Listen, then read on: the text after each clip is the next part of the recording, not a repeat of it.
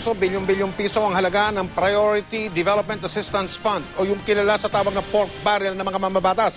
Bukod sa pagpapagawa ng mga kalsada, tulay at iba pang infrastruktura, nakalaan din ang pondo na yan sa iba't ibang mga programa tulad ng scholarship at iba pang tulong pangkabuhayan. Ang ganda ng layunin, hindi ba ho?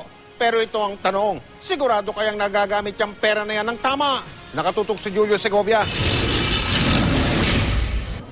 Ang pork barrel ay maaaring ipampatayo ng mga kalsada, silid-aralan at iba pang struktura.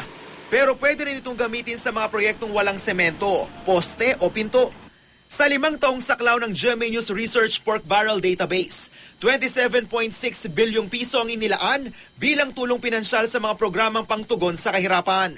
15.1 billion pesos dito ang para sa mga programang tukoy ang paggagamitan, pampagamot, pang-scholarship at marami pang iba mula pangkabuhayan hanggang pamburol.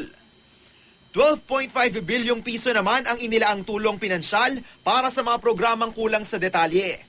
Financial Assistance for Priority Development Programs lang karaniwan ang project description ng mga ito sa datos ng DBM. Dahil ganun ang sistema nung nakaraang administrasyon. Pero naghigpit na raw ngayon. Kailangang malinaw kung ano ang paggagamitan ng pondo. Because in the earlier years, it says for priority programs and projects for the 10-point legacy agenda of the administration. So, kaya the terminology was that. You're right. In the 2012, while we put financial assistance, then it shows already the categorization because